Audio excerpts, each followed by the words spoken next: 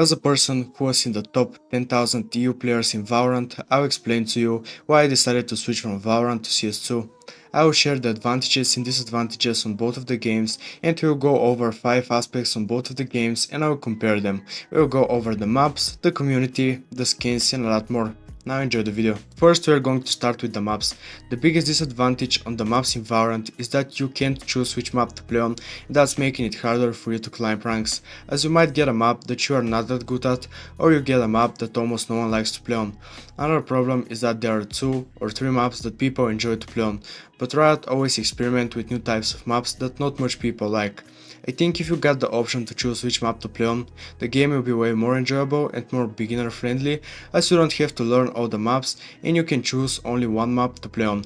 As a person who just started playing CS2 3 weeks ago, the option to choose which map to play on is really useful and made my transition between the games far more easy, as I only play on Inferno and Dust 2. There is not much to talk about, and for sure CS2 is getting the point here. The second thing we're going to talk about are the skins. I was amazed on how cheap you can buy skins for in CS2. You can build a whole loadout for $10 to $15 except the knife and the gloves of course, and if you want to do the same in Valorant it will cost a lot more. I spent more than $200 on skins in Valorant and still some of my skins were from the Battle Pass. And another thing that everyone talks about is that you can sell your skins in CS, and this is really a great feature. Because I bought some skins in Valorant that I've used for so long and I was too used to them and I want to get rid of them, but you can't, which again is a big disadvantage for Valorant. I feel like the skins in CS are more valuable and we don't talk about the price here. We talk about the different patterns, the different float value and overall the history of the skins. Another really big disadvantage for Valorant is that you can buy only up to 4 skins a day. You get 4 random skins in your shop and you can spend months waiting to buy the skin you want. I know that Riot created this so you can be excited to see if your skin is in the shop, but that just makes the process too boring and I end up buying a skin that you don't like that much. The only problem I see in CS are that the knives are too expensive, but again you can pick cheaper skins for your guns to buy a knife, and at the end of the day you'll save more in CS. CS2 is again getting the point here. A lot of CS players think that the whole Valorant community is cringe, but I've never played with like ideators or the cringe things you see on your TikTok.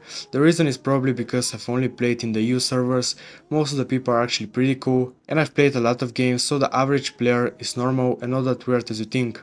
In CS I played some competitive matches where some people are screaming and yelling in their mics, but it's not that big of a deal. Again, most of the people are cool and you can have a chat with them.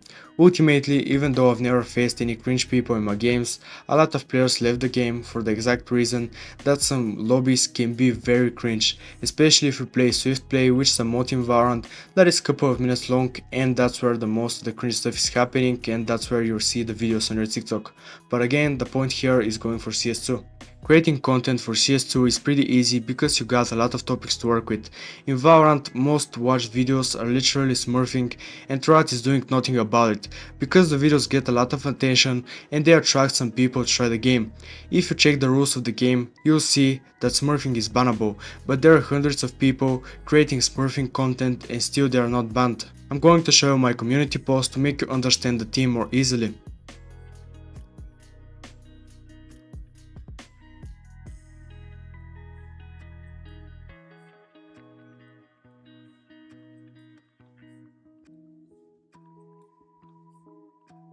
Another big problem in Valorant is that certain content creators get early access to skins, maps and agents, which make it very hard for small creators like me to create content and getting views. Again, the point here is going for CS2. From the 2 years that I spent playing Valorant, I've played with a hacker only once, and I have to give props to Riot for sometimes even banning cheaters before the game ends.